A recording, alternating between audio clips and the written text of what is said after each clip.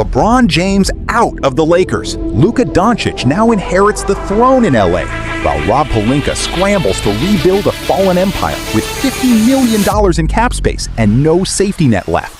Right now, as we speak, Lakers president Rob Pelinka has been in the midst of multiple meetings with free agents. That includes restricted free agents like Walker Kessler and Jalen Duren. That includes other unrestricted free agents as well. They're going to prioritize some size, shooting, backcourt help, I think all of it. And they're going to have $50 million in cap space now that LeBron James has informed them that they can move on with their business, and he's going to move on with theirs elsewhere. So right now, that's what their priorities are. They're going to use their cap space. They have exceptions as well.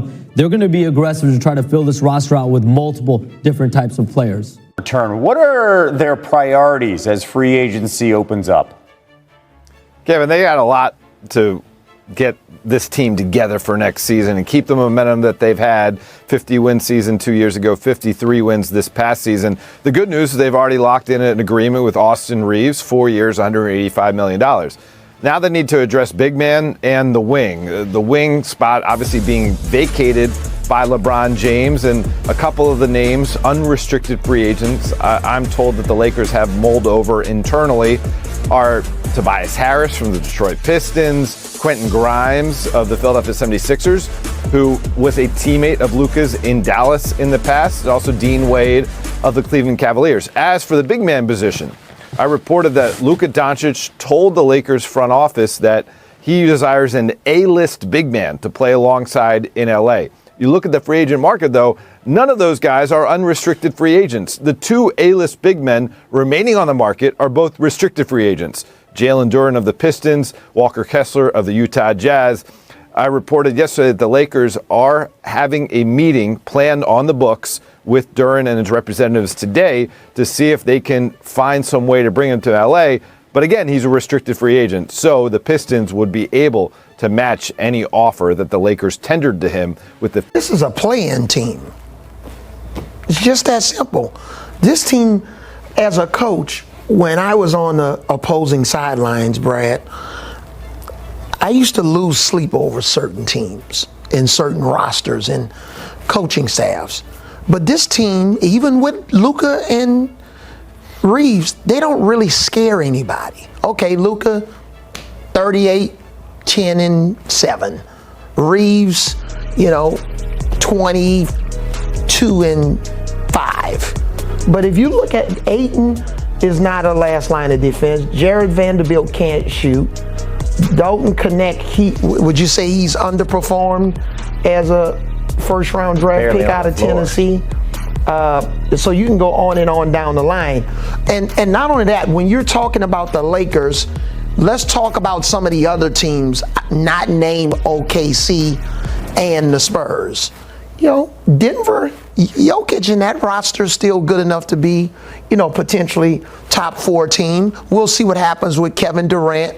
You got Van Fleet coming back. They need some point guard help. So if you look at some of those other teams, Minnesota, I'm not a big LaMelo Ball fan, but we'll see what happens there. You look at a team like Phoenix, they made the move, with the Charlotte trade. So there are some other teams that I think have a better 8-9 man roster. So that's better than the Lakers. So I don't really, the Lakers are not a top 4 team in the Western Conference. We begin with seismic breaking news out of the NBA as we come on air. Brian Custer, Matt Barry, Shams Charania, our NBA insider with us. Kendrick Perkins here to break all things down. This is the one we've been waiting for, Shams, and it happened within the hour. LeBron James has made his decision. LeBron James has informed the Los Angeles Lakers that he is moving on. He told the Lakers that they can move on with their business this offseason because he will be playing his 24th NBA season elsewhere. So now LeBron James departs the Lakers after 8 years. He won the 2020 NBA championship there.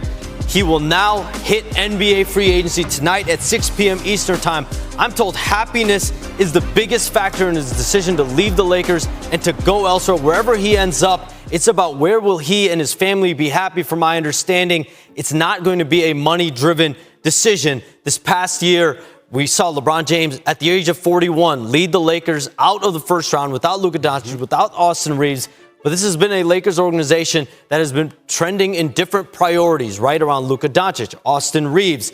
And so today, LeBron James, there's a lot surrounding this decision. And whether he was going to stay or leave, he decides to let them know on the eve of free agency he will be moving on, and so should they. Seismic. That's the only word that fits what just hit the NBA landscape. LeBron James has informed the Los Angeles Lakers he is out. After 8 years in purple and gold, after a championship in 2020, after carrying the franchise through eras of transition and pressure, LeBron is officially moving on. Not negotiating, not waiting. Moving on. At age 41, heading into his 24th NBA season, he is preparing to enter free agency at 6 p.m. Eastern Time. And the reason, according to reports, is not money, but something far more unsettling for the Lakers: happiness and long-term personal direction. This is not just a departure. This is the removal of the final pillar holding up an era. Even more shocking, he told the Lakers directly, "Move forward with your business." That single message signals one thing: the Lakers are no longer his center of gravity. And as that reality sinks in, the franchise doesn't get time to grieve, because the next era is already forcing its way in. Because in the silence LeBron leaves behind, another name rises: Luka Dončić. The Lakers' new cornerstone, the player now expected to carry the weight of Los Angeles forward. But here's where the tension explodes. This is not a smooth transition. It's not a passing of the torch in celebration. It's a collision of eras. Luka inherits a roster in motion, a franchise under pressure, and expectations that don't care about rebuilding timelines. He's expected to produce at superstar level immediately. Numbers like 38 points, 10 rebounds, 7 assists, night after night, while the organization tries to patch the rest around him. But one question now defines everything. Is this Luka's team of the future, or a roster still haunted by what it just lost? And behind this shifting throne, the front office is already in motion, scrambling to stop the structure from collapsing. Right now, behind closed doors, Rob Pelinka is not planning, he is reacting. Multiple meetings, multiple targets, multiple directions at once. The Lakers are operating with approximately $50 million in cap space, a rare financial weapon in today's NBA, but also a dangerous illusion if used incorrectly. Because money alone does not fix identity. The priorities are already clear: size, shooting, backcourt reinforcement, and above all, stability. This is not a luxury rebuild. This is survival construction. Restricted free agents like Walker Kessler and Jalen Duren are already on the board. Unrestricted names are being evaluated across multiple tiers. Every conversation carries urgency. Every negotiation carries pressure. Because one wrong move, and this roster doesn't just weaken, it collapses into mediocrity. And as the front office builds under pressure, one key decision has already been quietly locked in. Amid the chaos, one anchor is secured: Austin Reeves. A new 4-year, $185 million agreement signals the Lakers' belief in continuity, even as everything around it changes. Reeves is no longer a supporting piece. He is now a structural pillar. But this creates a paradox. Because while the Lakers lock in stability in the backcourt, they simultaneously lose structure at the wing with LeBron's departure. That position doesn't just need filling, it needs redefining. Names like Tobias Harris and Quentin Grimes have surfaced in internal discussions, players who represent different directions, different identities, different philosophies. Veteran scoring versus younger athletic versatility. And somewhere in that debate lies the future of the Lakers' spacing, defense, and playoff identity. But even if the wing is stabilized, there is still one missing piece that defines everything in modern basketball. Luka Dončić has reportedly made one demand clear to the front office: an A-list big man. Not a rotation piece, not a developmental project, a true anchor. But here's the issue. there are almost none available in unrestricted free agency. The two names that stand out are both restricted. Jalen Duren, Walker Kessler. Young, athletic, defensive anchors, and crucially, expensive to acquire. The Lakers are reportedly preparing a meeting with Duren and his representatives, but Detroit holds the hammer. Any offer can be matched. Meaning Los Angeles may not control its own outcome. This is where strategy becomes gamble. Because if they miss on the big man market, the entire Luka system loses structural support on defense. And in the Western Conference, that is fatal. And while the Lakers chase missing pieces, the rest of the league is not waiting for them to catch up. Because the Western Conference is not slowing down.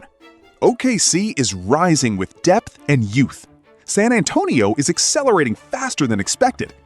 Denver still has Jokic anchoring a championship-caliber system. Phoenix, Minnesota, and others continue reshaping their cores. And that creates a brutal truth.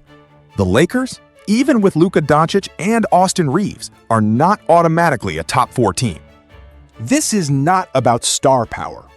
It's about rotation depth, 8- and 9-man units that can survive playoff intensity. Right now, the Lakers are described internally and externally as a play-in level structure, unless upgrades land immediately.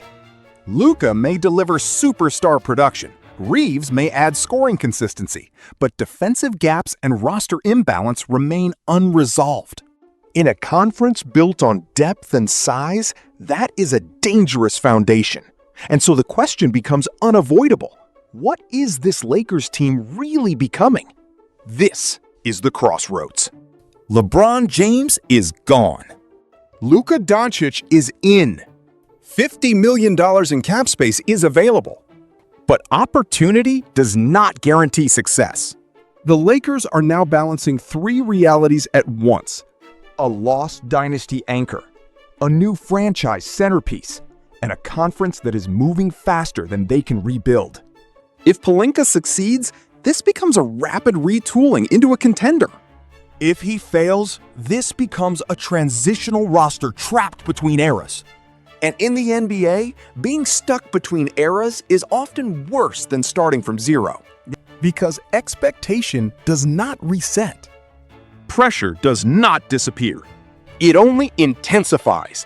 And as the league watches closely, one final question remains hanging over Los Angeles. Is this the beginning of a new dynasty, or the quiet collapse of the last one? Yo, mic check 1 to 2, -1, -2. Game over for this video, folks. Smash that like button, drop a comment, and subscribe to stay in the huddle for more. This is NFL Madness, bringing the heat and signing out.